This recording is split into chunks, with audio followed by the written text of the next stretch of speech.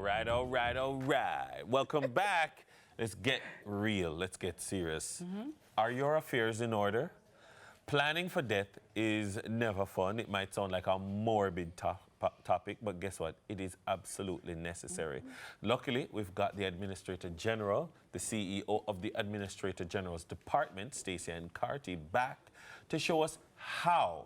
How do you protect your loved ones and keep your legacy intact? How do we break this culture of dying intestate? Stacie, welcome back. Welcome back. Morning. How are you? I'm well, thank you. All right, a lot of people have been saying Miss Kitty will love in the Deadlift series. Boy, I've learned so much from it. And now they're going to make a will, you know, because they want to bang around, right? And even if they're not going to make a will, at least now they know that there is a route that they can take to get something, right? And sort out their affairs. So it's been really a learning experience for all of us, and it has been quite enlightening.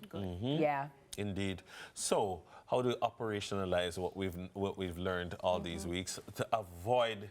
I don't want to be judgmental, but to avoid the carelessness, man. And the chaos. The More the chaos. I mean, me no want dead careless. You know. So there are a couple of things that we can do, Dennis. So we spoke about the fact that many people have a motor vehicle.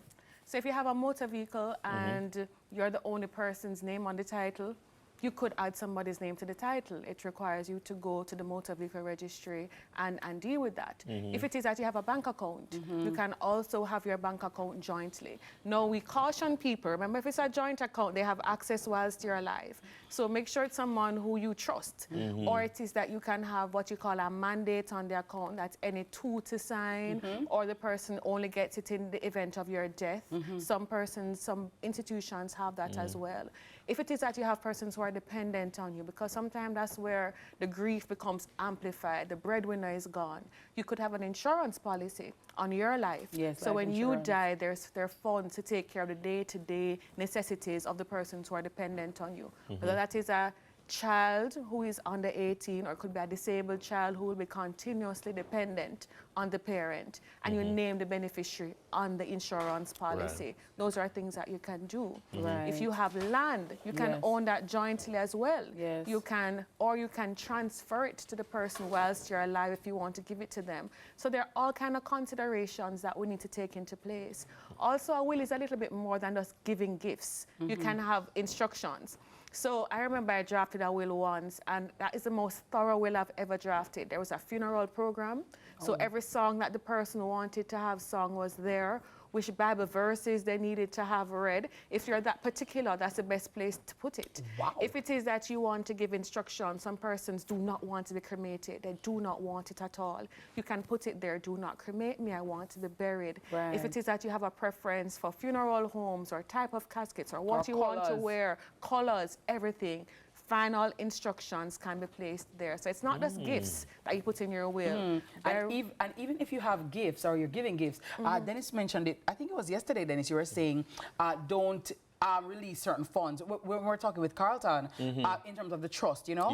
Don't release certain funds until the person is 18 or until they get their first degree or until they are married, you know, and that kind of thing. So it's not just a free-for-all. Oh, granny, they left 20 mil for me. I can just run up in it. No. Because think about it. I don't know about you at 18, but me at 18, I don't know if I had that kind of don't give me so much money. Don't give me so much money at 18. So, for instance, we have a will that we're administering at the department, because we do wills as well.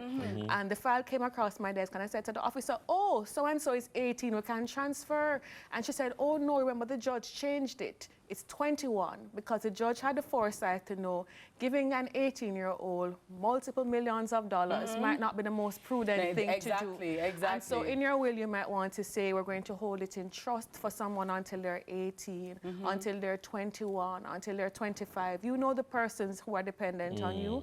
You know who's a spendthrift, who needs a little bit more hand-holding. And so, yes, you can also create a trust in your will. Or who you just need to save from themselves. But let me ask you, though, Stacie-Ann, because some persons may be wondering, you know, I don't have a lawyer. I don't have money to get to hire a lawyer.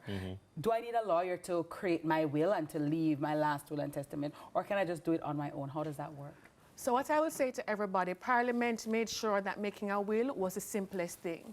It just has to be in writing, signed by the testator, that's the person making the will, in the presence of 2 witnesses. Doesn't have to be a lawyer, doctor, Indian, chief, or JP. Any 2 persons who you're not giving something to, they will witness your signature. That's all that is required. So you don't need an attorney. We do have a will form on our website, so you could go on our website, www.agd.gov.jm. There's a form with instructions. You could complete that. But I will caution you, if you're getting a complex will that you're doing trusts and guardianship and all of that, it is best that you get legal advice and have an attorney draft it. And so when we speak of putting your affairs in order, yeah, estate you know, these are the planning. things that you have to do, the individual things that you have to do. Suppose you thought you had the foresight to put your affairs in order, and then you live long, and then things change, and you never. You might do another one, and the last one cancels out the first one. We know that, but suppose people don't know that there's a last one. So what we will say is that a will is what you call ambulatory. It has no effect until you're dead. So you can change your mind multiple times, and you should be able to change your mind. Life changes. And So people people are changing. So if you don't want to give Dennis anymore, you shred that will and you do another one. If you're not married to the person anymore, you may really want to rethink the fact that you gave them everything and do another one. And sorry, Stacie, let me just interject quickly. And by the way, if you get married, then that will is nullified, so to speak. So you have to do another one, right? Marriage revokes a will. Yes. Once you're married, it revokes the will. So if you had one before, you were Mr. Brooks, you know, and now that you're Mr. Brooks, it nullifies it. So you have to make another one. Just to put that. Correct. Yeah. Excellent point. And some persons don't know, because we actually have estates that are intestacy at our office because the person had a will, but then they got married, and that automatically leaves you without one. Intestate. Intestate. So Look at if you get that. married, make a new will. Quick and fast. Fast and Brown Yes. man. Hey, all right. Yeah, so those are things we must think of. Also, some persons don't think about all their assets. We have a lot of small business persons in Jamaica. So have you made a plan, a succession plan for your business? What is going to happen? And the goods in the business. And the inventory. We have a lot of businesses that we're managing at the department. So who's going to manage the shop? Who are going to get the deep freeze? Yes. Who are get the goods them worth value $500,000, right? You know what I mean? Or who is going to continue the business? Who's going to get your clothes? Who's going to get your shoes? What about your jewelry? You have probably earrings. You have, you know. So a lot of people think that, let me say, boy, Miss Kitty, but me not have nothing. Right. Everybody has something. And what you may not think as being valuable, a simple thing as plate and fork. Your plates and your dining. Dennis, I'm telling you, people will fight over China. People fight over everything. No, me want to fork them. Buy the fork. No, want to play it. in truth, I know some people who benefited greatly from inheriting their grandmother's crockery. Yeah. So you know, or get your stove or your fridge, or your big screen TV. Remember 75-inch right now, we don't. And what you have to remember, now a lot of persons are content creators. Yes. Right? And so some content has legacy rights that fall with it. Yes, Whether IP, intellectual property rights. So we actually have an entire intellectual property section at our office.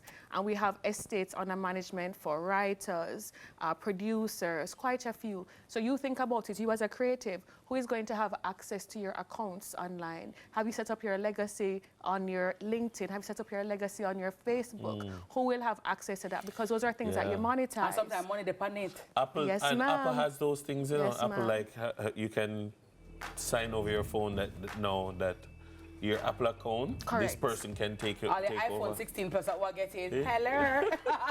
Stacie-Ann, we love this. So are you coming back? One more week, can you imagine? Oh my goodness. We need a dead left part 2. Coming to a theater near you. Coming to a sunrise near you. Dead left part 2. How you doing? Thank you, Stacie-Ann. Always Thank you great very talking much. to you. Pleasure. And always great sharing here on Sunrise. Estate planning. Don't wait until it's too late, people. Our guest has been the one and only Stacie-Ann Carty, Administrator General and CEO at the Administrator General's Department. When we return, we're calling all football fans. Oh, yeah. Last night stressed me, but you know what? It's there's a power of partnership that's coming your way, and you don't want to miss it. One. You know, say that them goal last night.